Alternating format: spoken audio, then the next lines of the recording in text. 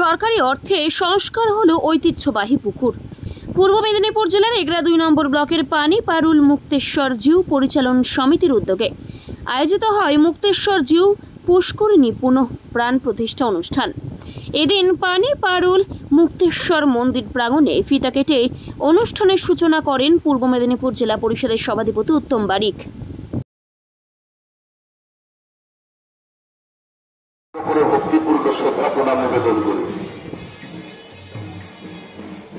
আমাদের দীনেশ বাবু আছেন, প্রধান সাহেব আছেন, নিশিকান্ত বাবু আছেন, বাবু থেকে শুরু করে সমস্ত কমিটির কর্মকর্তারা আছেন এবং আজকে এই মুক্তেশ্বর জিউ প্রাঙ্গণে অনেক ভক্তবৃন্দ বিশ্ব মানব জাতির মঙ্গল কামনায়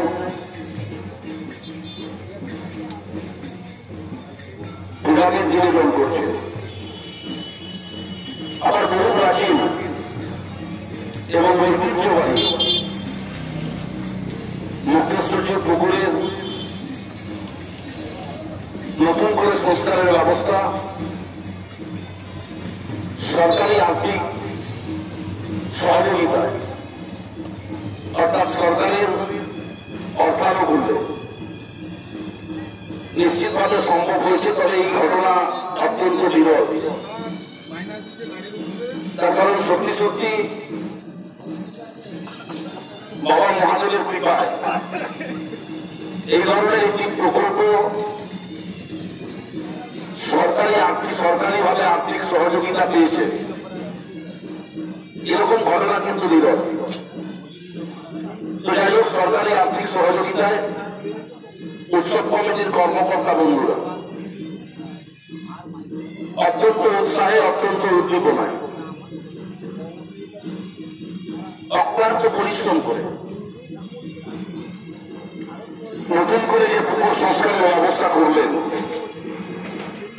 বা যারা এই প্রকল্পকে অনুমোদন করানোর জন্য পরিকল্পনা গ্রহণ করেছিলেন তাদেরকে পূর্ব মেদিনীপুর জেলা পরিষদের পক্ষ থেকে আন্তরিকভাবে শ্রদ্ধা, নমস্কার, প্রণাম, কৃতজ্ঞতা জানাই।